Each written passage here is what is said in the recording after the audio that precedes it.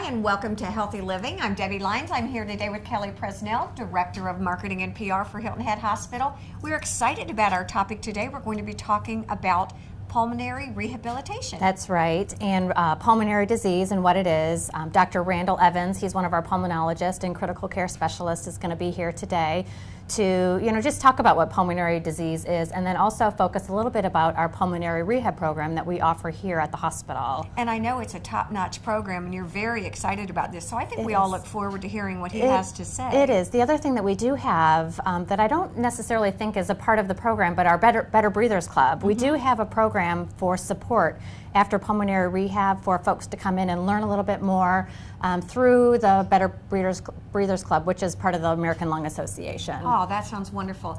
Let us now talk to Dr. Randy Evans.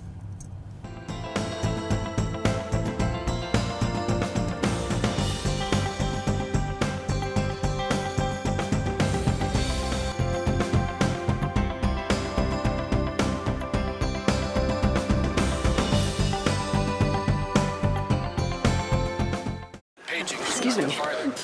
Hi, can I get through, please? Dr. Newton. You know, there has to be a better way. A way to skip the ER waiting room. Like this lady over here. All she did was log on to inquicker.com to hold her son's place in line. Now they can wait at home and skip the ER waiting room. Now, which would you choose? This or this? Hold your place online at inquicker.com and skip the ER waiting room. Ooh, is that hot cocoa? Oh, help yourself. We went to the emergency room, and thank heavens we did. They discovered that I had 2 totally blocked arteries, and I ended up having double bypass open heart surgery. Well, I stayed in the hospital for just a few nights. To the staff at Hilton Head Hospital, I would express the deepest gratitude that I possess. They literally, quite literally, saved my wife's life.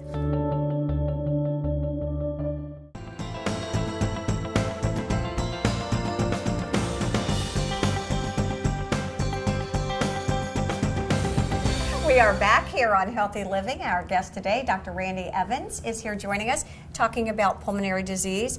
And I think let's go to the basics. What's a pulmonologist? A pulmonologist is a specialist in the field of internal medicine that specializes in chest diseases, basically disease of the chest. So COPD, emphysema, asthma, lung cancer, other type of lung diseases. All right, let's kind of break all of that down, if we will. Sure. So your background is internal medicine first. Internal medicine, pulmonary, which is specialty, critical care, especially in sleep medicine. You know, it's interesting to me how, and I wonder if people do wonder this, how they all tie in together. Historically, the intensivist role or the critical care role branched out because pulmonologists managed people who were particularly ill and needed to be on ventilators. Ventilators, that makes sense now. Okay. And then the sleep world came into it because some of the initial research and interest was in the control of breathing with sleep, and so the pulmonologists were into it early on, and so it's kind of continued to be primarily a pulmonology-driven specialty. Let me ask you some basic questions again. When does a person need to go to a pulmonologist, number one? How do I get to you? Is there a demographic that is more inclined to use you as, I guess, not a primary care physician, but someone that I would see regularly? Folks can get in to see us a number of ways. Oftentimes they're referred by their primary care physician if they have questions or problems with their breathing or abnormal chest x-rays or things like that. Folks also come in on their own for evaluation of their respiratory status. So most often the self-referred folks come in because they're having some problem with their breathing. Am I going to notice when I have a problem breathing? Am I going to pay attention to that? Well, most often when it comes to the point where you are noticing it, that's often what triggers that there may be a problem. Because you know, it's interesting. I've got 3 children, and I've got a lot of children that I'm with all the time, and I see kids that seem to always have sinusitis. They always have chronic bronchitis. They seem to get pneumonia. Are people genetically prone to or have a predisposition to things like lung infections, bronchitis, emphysema? What causes those things? Well, that's a whole variety of disorders, and certainly there are certainly some genetic components to it. There's a strong genetic characteristic to asthma. Asthma, However, perfect. there's lots and lots of people develop asthma and they don't have a family history to it. In terms of infections, they're very rare, but there's certainly some genetic disorders that make you more prone to infections. Okay. There are occasional inherited forms of emphysema that may show up later in life. So there certainly is a genetic predisposition for a number of these illnesses, but again, the vast majority of them may show up without any strong family history or genetic component to it. If you have a bronchitis and you get bronchitis again, are you more susceptible? Not necessarily. One has to look at what was the predisposing factor for why did I get bronchitis. It may have just been bad luck. It may have been because my kids are in daycare. Right, exactly. I have the 2 years of just going through it all, yeah. I may have an underlying lung problem. I may have asthma. I may have some smoking-related lung disease that makes me more prone to infections. Certainly if somebody has recurrent chest infections, that's a common reason for them to seek out our care. Can I ask you a basic, what is asthma? Can Sure, I ask you that sure. basic question? So asthma is a disease of inflammation of the airways, basically.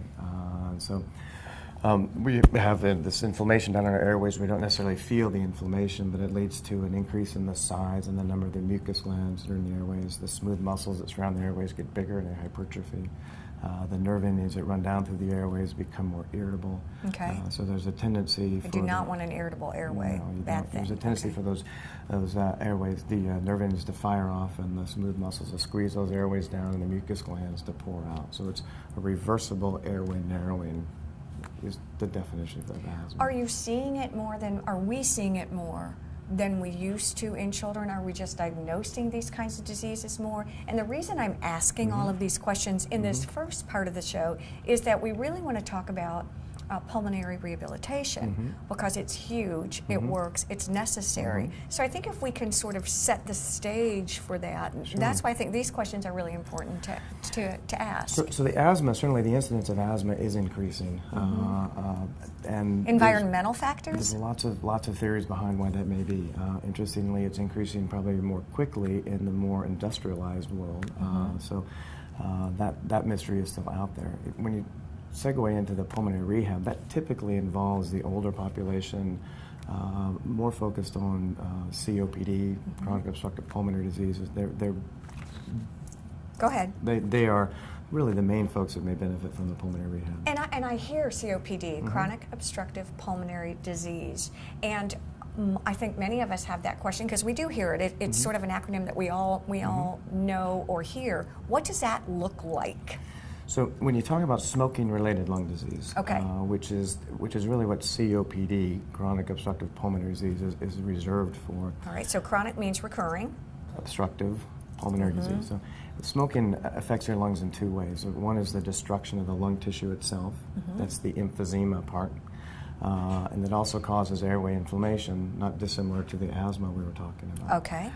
That part's been called chronic bronchitis or asthmatic bronchitis, lots of different names for it, but again, it's basically airway inflammation. At what point am I going to need this kind of rehabilitation, or at what point can it actually benefit me? And we are kind of jumping ahead, but we can. Well, if you look at folks with COPD, one of their main complaints is often shortness of breath. I can't do what I'd like to do. I'm limited by my breathing. What does that feel like for some of us? You know, I hear it, shortness of breath. I'm not sure that, is it when I'm on the treadmill and I'm going too fast, or I'm at an incline and I'm sucking in air trying to...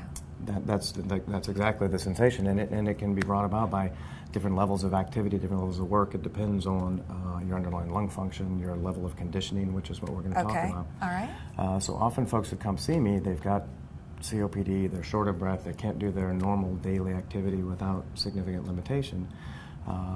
Often in those folks, one of the main limiting factors for their ability to do what they want to do is in fact their level of conditioning, how good a shape they're in. Okay. Because it's very common, if we're short of breath walking up 3 flights of stairs, I'm not going to walk up 3 flights of stairs. That's exactly That's right. I'm going to take the elevator, yeah. So pretty soon, as I do less, I feel worse, I do less, I feel worse, and now I'm short of breath walking across the room, even though nothing's changed with my lungs. So I've created a vicious cycle. Absolutely. Oh, this is very interesting. Okay, so, and emphysema, I heard you sort of make reference to it as the tissue part. What does that look like? Well, if you If you look at the lung, if you take the lung out of the chest wall, it wants to collapse because it has a characteristic called elastic recoil. You stretch it, it wants to stretch back. This is so interesting. So with emphysema, there's actually destruction of the lung tissue itself. So it loses that characteristic. It loses the elastic recoil, so it doesn't have the collapsing force.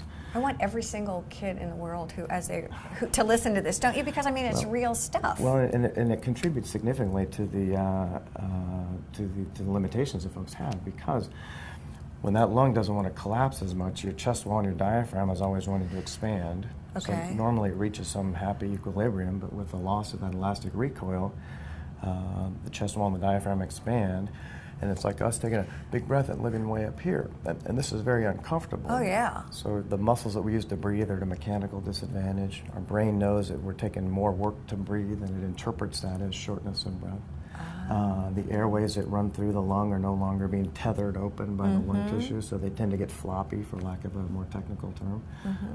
And does this happen with chronic smoking or chronic inhalation of? Primarily smoking, but certainly other toxic exposures, but smoking is certainly far and away the more common cause of it. There's also a genetic form of emphysema. But with that progressive loss of the lung tissue, then there's progressive shortness of breath that goes with it. And then we get in that cycle of I'm short of breath, I do less, I get more short of breath, I do less. And that's where the pulmonary rehab comes in. Because in order to really help folks out, you need to concentrate not only on modifying their disease, but also you need to help them get back in shape. You help them get exercising. Is some, and I'm jumping ahead too, I want to talk about some of the rehabilitation, the habit, you get into that healthy, we were talking about healthy lifestyles. Well, there's a lot of benefits to it. Oftentimes folks who are limited in their activity are not as active in their normal activities, and so there's a social component to it that gets folks out. Plus the fact they're spending time with other people that are going through the same thing they're going through. There's a tremendous amount of education that goes on, so folks can have a better understanding of their disease and its implications and its impact on their life and how to manage it. Let's do this. Once again, we're here with Dr. Randy Evans, and we're talking about really pulmonary disease, pulmonary rehabilitation, and it's fascinating. We've also had little snippets into the lungs. So let's take a break. We'll come right back and talk a little bit more about pulmonary rehabilitation.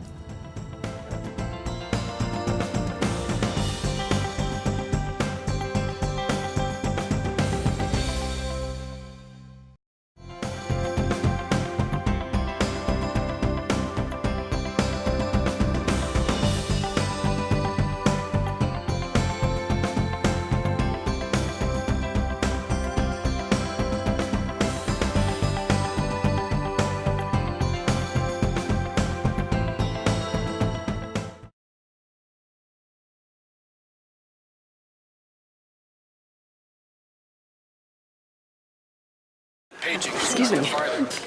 Hi, can I get through, please? Dr. Newman. You know, there has to be a better way. A way to skip the ER waiting room. Like this lady over here. All she did was log on to inquicker.com to hold her son's place in line. Now they can wait at home and skip the ER waiting room. Now, which would you choose? This Dr. Joyner. or this? Hold your place online at inquicker.com and skip the ER waiting room. Ooh, is that hot cocoa? Oh, help yourself. Hilton Head Regional Medical Center is located at 25 Hospital Center Boulevard. When traveling east on William Hilton Parkway, make a left-hand turn on Beach City Road, and the next left, Hospital Center Boulevard will be located just past the Hilton Head Library. Coastal Carolina Hospital is located on US 278 at Exit 8 on I-95. Telephone is 843-784-8000. On the web, www.coastalhospital.com. The vision for Hilton Head Spine Center is very clear. It's to provide world-class spine care to our patients. Physical therapists were there. They were there holding you up. It's nice. I just love working with all of these patients and their families and getting to know them and helping them on their journey. My life is definitely better, and I'm glad that I came here to Hilton Head Hospital.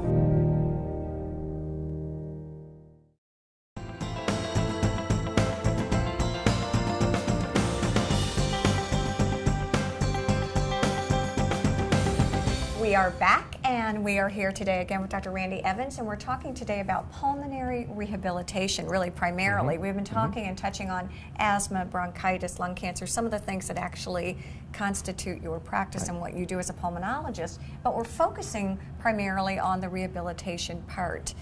In the first segment, we talked a bit about asthma and emphysema, and folks who might benefit from pulmonary rehab. Let's talk again about folks who may actually benefit. Certainly the vast majority of folks that are involved in pulmonary rehab are folks who have obviously an underlying lung disease, most of them COPD and or emphysema, however you want to do it, who have a limit to their exercise. And so pulmonary rehab is really designed for folks who have some degree of lung disease. And so we're seen by folks like me who are used to working with folks like that. So really it's a quality of life issue. It becomes time to perhaps enter into this rehabilitation program when my quality of life is compromised, or can you go on the front side of that, sort of a prevention? Well, what the prevention part is that it certainly has been shown that folks who are active in pulmonary rehab will have a decrease in the frequency of their infections or hospitalizations. And so there's a preventative component to it in addition to an improvement of their overall quality of life. So as a person, again, let's just take simple bronchitis. I was a smoker when I was younger. I'm in my early 40s, mid 40s now. I've stopped smoking. I find that I'm a bit more susceptible, or it seems to be, to bronchitis. I don't really work out. I'm going to come to you because I'm experiencing just Right, so if you came to my Am I office, older and just can't run like I used to? That's, Yeah. So and we'll go there. So if you came to my office with that story, one of the first things we would do is we'd want to measure your lung function and see if you'd had any significant impact from your past smoking exposure. Talk about if we needed to use any medications and that. And depending on your level of activity, it may be able to say, listen, we just need to get you exercise and some things you can do on your own. However, and we're going to go, really? Right. But then I've got a lot of folks who, if I tell them, listen, well, I need you to go walk and exercise, that as soon as they do and they start getting short of breath, then it's, geez, am I doing enough? Do I do too much? You know, there's a lot of anxiety that goes when you get short of breath. And that's really where the pulmonary rehab comes in. Now I hear you. Right, so really what pulmonary rehabilitation is all of the techniques, the strategies, and the interventions that you are going to suggest in a more controlled environment? In a supervised setting. So when folks are there, it feels safe. And that's a big part of it, because folks are often, you get anxious when you get short of breath. I would say. So I'm in a supervised setting. I've got people watching me. They're measuring my blood pressure, my oxygen level. So that is a big component to it. And let me back up for a second, because you're saying they're measuring your blood, your blood pressure and things like that. Let's talk about what pulmonary rehabilitation looks like here at the hospital. What does that look like? So the pulmonary rehab program, it's when folks are enrolled, it's an 18-week program, basically. Okay. So folks come in, there's a lot of education. You enroll. So you enroll. There's a baseline assessment. How far can I walk? A very in-depth discussion about your dietary habits, your exercise habits, your medication use, etc. Then a lot of education about the disease itself, how it impacts your life, things you may understand or may not understand.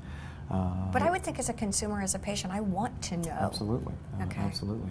And then with that, an assessment of your current exercise capacity, and from that almost a prescription for exercise. And so then it's an exercise program that involves anywhere from a treadmill to a stationary bicycle to resistance training that's, again, done in a supervised setting. Based on my age, my disease, based on what kind of criteria? All those things, basically age, level of exercise capacity, disease, other disease that may be present, medications, oxygen, all those things go into it. Now, I don't mean to be stereotyping, but am I looking at a population that's a more mature group? Most often, but not necessarily. I've got young folks that are in there who've got chronic lung disease who also need help with their the exercise component to it. But in general, it's an older population. Is there an evidence-based reason for the 18-week protocol? There is. It turns out that sometimes a little shorter can work. However, that's the duration that really tends to, you get the most benefit from it. I mean, that just makes sense to me. 30 days for a habit, then you kind of get in the groove of it, then you build. Well, and that's a big part of it, because a lot of times folks will go through the initial pulmonary rehab and then, we hope, continue it on their own. But again, once it becomes part of their life, and that's what we're really trying to encourage, is that this whole activity, exercise, really needs to become a part of your everyday life. What are the ultimate goals for people who enter into pulmonary rehabilitation? And I know you all here in this center particularly have a very high rating for this particular program. You know, the primary goal is we want people to feel better and to be healthier. Yeah, improve their quality of life, I'm assuming, yes. So a big part of it is the quality of life, because we know that folks are able to do more, will do more, which obviously feeds on itself. And so they are more satisfied, they're able to do more, they feel better about themselves. Plus, as we mentioned, it does have a significant impact in decreasing the frequency of hospitalizations and exacerbations and whatnot. Which makes a lot of sense to me. Who is the team that is in place typically for this rehabilitation? So there's usually... Are you the ringleader of this group? I'm the medical director. Okay. So we have respiratory therapists, we have nutritionists. Okay, wait a minute, respiratory therapists, Right. whose role is? They are... Everybody kind of is involved in all parts of it. The respiratory Okay. therapists primarily do a lot of the education, a lot of the kind of physiologic management, if you will. We have nutritionists that are involved in it, which is a huge part of these folks. We really need to work with them in their nutrition, making sure they're eating well, eating smart, losing weight if they need to. Lots of folks need some help on that part of it. Gosh, I hadn't thought of that really as a component piece. Exercise physiologists are involved, so again, helping with the exercise part of it. And again, am I on a spectrum? Am I starting out on one level and kind of working my way up? In terms of? Kind of a baseline start. I'm going to just start, we're just going to get you going, and then we're going to increase you. And So the goal is that we're increasing folks' exercise capacity throughout Okay. this, and so they may start at whatever level they come in. You know, I've got folks that may not be able to walk across the room without significant shortness of breath, and we start them where they are, and then we work our way up. is there a fear factor involved? A big part of it. So certainly we all know that. So if there's we a get, psychological component to this. One reason it really works is there is that overcoming that fear. It's almost a desensitization if you have a fear of snakes. You know, Sure. So there's that anxiety that comes when I exercise. Well, like you I'm said, if short of breath. if I've been short of breath, I'm going to be real hesitant to do anything. So being able to do that in a safe environment, folks can experience that shortness of breath, realize that Jesus is okay, I can make this, and then allows them to do more. So I that's a would big think it part would of be very empowering to start where I couldn't perhaps walk across the room, or I couldn't even go on the treadmill for 3 or 4 minutes, and then after my course, just feel myself. Oh, it is. Measurable Absolutely. outcome. Yeah, absolutely. And we use lots of questionnaires and tools to measure that, and the global quality of life scale improves significantly, and that's really, really satisfying to see. The other thing that's nice is we get patients involved in setting their own goals. What is it that you'd like to do? Well, I'd like to be able to walk to the mailbox, or I want to go walk on the beach. And once we get them involved in it, they really kind of take ownership of it. And so instead of us saying, oh gosh, look, you walked an extra 100 feet, they can actually see, yeah, oh, they I can actually see can it. go on the beach. And that really gets them involved in the process, and also leads to them being more likely to maintain that lifestyle after the actual rehab. We talk about So- quality of life, we talk about lifestyle, we're talking about all of these ancillary things. What about the actual disease itself, disease progression? Do you find that people who engage in this kind of rehabilitation are more, I guess I use the word empowered again, about their life, about the disease? Yeah, they tend to be more proactive. Okay, that's the word. So they tend to get, we're always trying to get folks to kind of take ownership of their disease instead of the disease controlling them. Right. We want them in charge, not the other way around. And so this is another method that we're, as you said, empowering folks so that now they can take charge of their disease or their lack of disease, which then makes them, again, they're much more proactive, they're more likely to be on top of things, they're more likely to be compliant with their medications and their recommendations from their other doctors and whatnot. So Gender-specific question. Are you seeing more men or women who fall into the category of COPD? Pretty evenly split. I mean, we certainly see historically more men than Right. women, but those numbers are evened out. So it's pretty even distribution. So once we finished our 18-week program, what then is our protocol from that point on? And gosh, we're almost out of time, so. Really, we really encourage folks to maintain that new lifestyle and that exercise that they're doing. We do offer a continuation of that where they can come in and do it on their own, but in that same setting. Just so that we're trying to do everything we can to get them, keep them going with their new way of life, if you will. I think it's a fascinating subject. I think it's one that we've all heard about, and thank you for demystifying. You're welcome. Again, Dr. Evans, thank you for joining My us pleasure. here on Thank Healthy you. Living. Thank you all. Bye-bye.